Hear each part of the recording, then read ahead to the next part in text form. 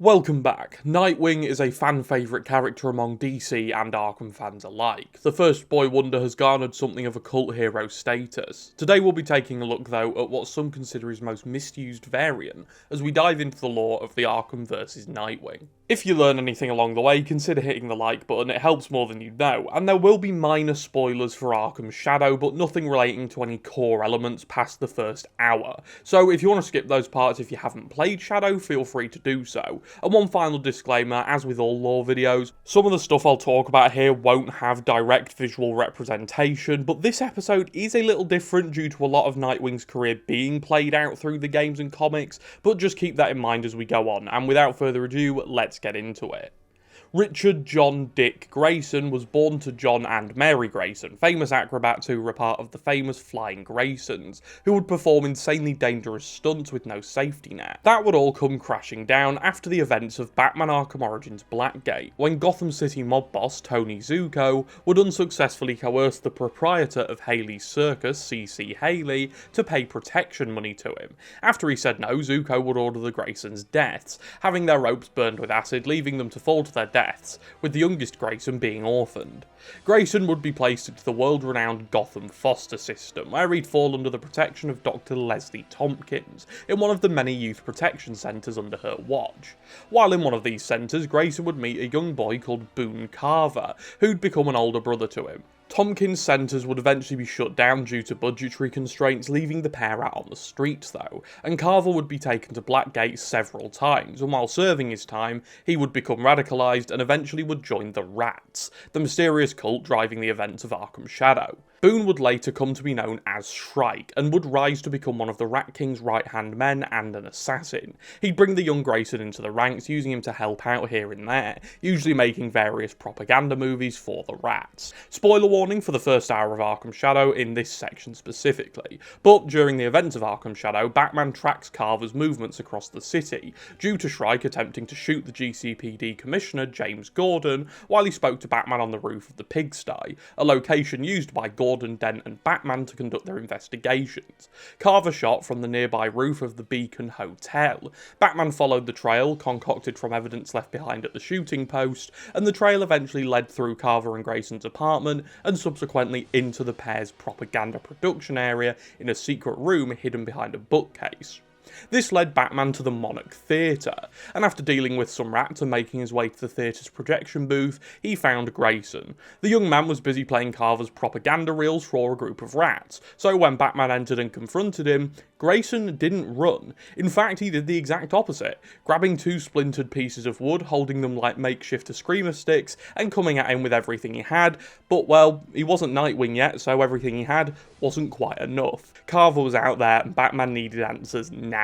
Eventually, Grayson gave up the location of his brother, and Carver was headed to the Solomon Wayne courthouse. It's worth noting that in this interrogation, Batman would actually break his collarbone, which is a little bit insane. Anyway, the information sent Batman into a rage-filled frenzy, a justified one by the way, because Leslie Tompkins and Harvey Dent were both there, and if Carver reached them first, the outcome wouldn't be pretty. Batman sent Grayson crashing through a wall, and that's where this part of the story ends for now, trying to avoid spoilers and all. After the Day of Wrath was defeated, Batman asked Dr. Tompkins to track down Grayson, and she found him, and some things had changed. He'd walked away from the rats, looking for a way out of the life he'd been living, and under Thompson's guidance, with a Wayne Foundation donation, the Youth Crisis Health Centre was brought back to life. Dick started helping out here and there, and for the first time in a long time, it looked like he had some sort of future. Soon after though, he applied to Gotham University and managed to get in. When Batman visited Dick at his apartment to check in, he told him that he was Bruce Wayne, and then he offered him something, a chance at a new life.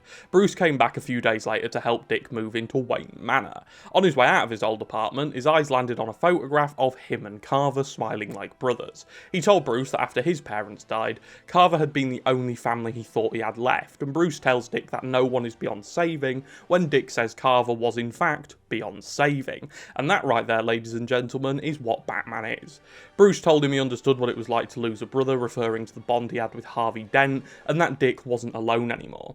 There's a ton of cool references in Dick's apartment, actually. A couple I wanted to point out were the letter from Leslie Tompkins about his work with the youth centres and congratulating him on his university acceptance, and the other is his fridge, which has newspaper clippings regarding Tony Zuko, the man who had his parents killed. Soon after this, he wanted to help Bruce out and developed the Robin identity and would be the first boy to take up the mantle, setting up a career as the Boy Wonder. Batman and Robin would patrol the city, with Dick learning under his mentor night in and night out. Now, this is where I would talk about Arkham Origins multiplayer, but it isn't canon as far as my knowledge goes, but if it were, it would be here. I did ask Foinform if it was canon just to confirm my suspicions, and he concurred it wasn't. So if it's wrong, tell me, but there's no way Bane would be in this form and not his beefier look when Dick was Robin. So I'm almost 99% sure it isn't canon. Anyway, next up we'll take a brief dive into the Arkham City Unhinged comics. And despite the fact the jury is still out on their canonicity, I think they're quite fun, and they're quite interesting to read actually. I've been slowly making my way through the Unhinged comics to make these videos a little better and to inform my own knowledge, and honestly, they're quite cool. There's a few little contradictions, but nothing insane, and honestly, I'd give them a read if you like the Arkham series and want to see some more stuff from some of the lesser known characters. The storyline Separation Anxiety, which shows the tragic backstory of the Abramovici twins, Mr. Hammer and Mr. Sickle, has Batman and Nightwing investigate the pair, and along with learning their backstory, we learn that Dr. Thomas Elliot, aka Hush, separated the two under the orders of the Joker. Nightwing gives us the important parts of their backstory after hearing about them from Bruce, brings up his childhood memories of being on the road with the circus, and since the circus community was a tight-knit one, stories got around so he heard about them. My favourite part of this story though is the mention of Bruce seeing that Tommy Elliot was active in Arkham Asylum, harkening back to the Easter egg in the game. But yeah, Nightwing doesn't really get any field action here and just helps from the chair in the Batcave after visiting the manor for some of Alfred's veal parmesan. During the chaos of Arkham City though, Nightwing stayed at Wayne Manor, a far quieter front line but one just as critical to Batman still being a thing come the end of the night. Strange had plans and he sent a squad of Tiger Guards straight to the manor, hoping to wipe out Batman's allies and dig up whatever secrets Bruce Wayne might still be hiding. What Strange didn't count on though was Dick Grayson being there. Dick was training in the Batcave when Tiger arrived, and between him and Alfred they made short work of the team, and by the time the GCPD arrived the assault was over. Before the events of Arkham Knight, Dick had arrested Poison Ivy and had her secured in Bloodhaven Police Department before she would be moved to a more secure cell in Gotham. But as we know by now, Scarecrow wanted Ivy on board for his giant criminal collab. We play through the following events in Harley Quinn's story pack, so if you've played that, you know what's going on here, but Harley busts into the Bloodhaven Police Department, kills like 50 officers on her way to break Red out, and then when she gets to the cell, Nightwing jumps in and, oh god, I can't believe I'm going to tell you this, Harley and Ivy beat Nightwing. Although I'd much rather believe that they merely held him off long enough to make an escape, because the thought of Nightwing being taken down by Harley and Ivy is just, well, it's not right, is it? After this though, we enter the events of Halloween and Scarecrow and the Arkham Knight city-wide takeover. After weeks of tracking a weapons smuggling ring, Nightwing finally puts the pieces together, and deduces that Penguin is pulling the strings. He headed back to Gotham, linked up with Batman, and handed over the disruptor Lucius Fox had built, which would be a useful weapon, and arguably Arkham Knight's most useful? The dynamic duo were back together again, and the pair set out dismantling Cobblepot's newest operation. It didn't take long for things to get messy though, and while raiding one of Penguin's warehouses, Batman was quickly overwhelmed, only for Nightwing to crash in and even the odds, killing this goon. From there, the two spent the night tearing through stash houses and destroying the illegal weapons inside in a showing which is enough to make a grown man cry. Thanks to the Season of Infamy DLC, we do get a little bit more Nightwing content. Nightwing spotted an airship crash near the Miagani Island Bridge and alerted Batman. It turned out to be the Iron Heights Penitentiary. Prison Officer Blackburn told them Croc had dragged Warden Rankin to maximum security, but access required multiple security keycards, so Batman went hunting for them back out in Gotham, while Nightwing focused on evacuating the surviving guards. When Batman returned, they breached the security door and uncovered footage that showed Rankin experimenting on Croc and other inmates, trying to weaponize Croc's regenerative abilities. They caught up to Croc just before he could tear Rankin apart, fought their way through the remaining prisoners, and brought the Goat of Crocodiles down. Together, they delivered Croc, Rankin, and the inmates to the GCPD. After this, Nightwing went after Penguin solo to try and end his gun-running operation, and it didn't go well, and Cobblepot had held him at gunpoint before Batman could intervene. Which, by the way, makes no sense. I refuse to believe little Chesterfield over here was able to sneak up on Nightwing to get close enough to hold him at gunpoint. Anyway, during the standoff, Nightwing mentioned his flying Grayson's past to try and hint to Batman that they should, deal with Penguin, wink wink, only for Penguin to have no idea who they were. The moment passed quickly though as the two heroes took Penguin out in brutal fashion as Batman blew up his final weapons cache. After the dust settled though, Bruce told Dick he was proud of him, which hit harder than Dick was willing to admit. Sensing what Batman was implying, he pushed back against the idea of a world without him, but promised to keep Bloodhaven safe before grappling away. 3 months after the Nightfall Protocol in the GCPD Lockdown DLC, Dick was making good on that promise to Bruce. With Penguin's last base destroyed, one of Cobblepot's men spilled word of an ongoing escape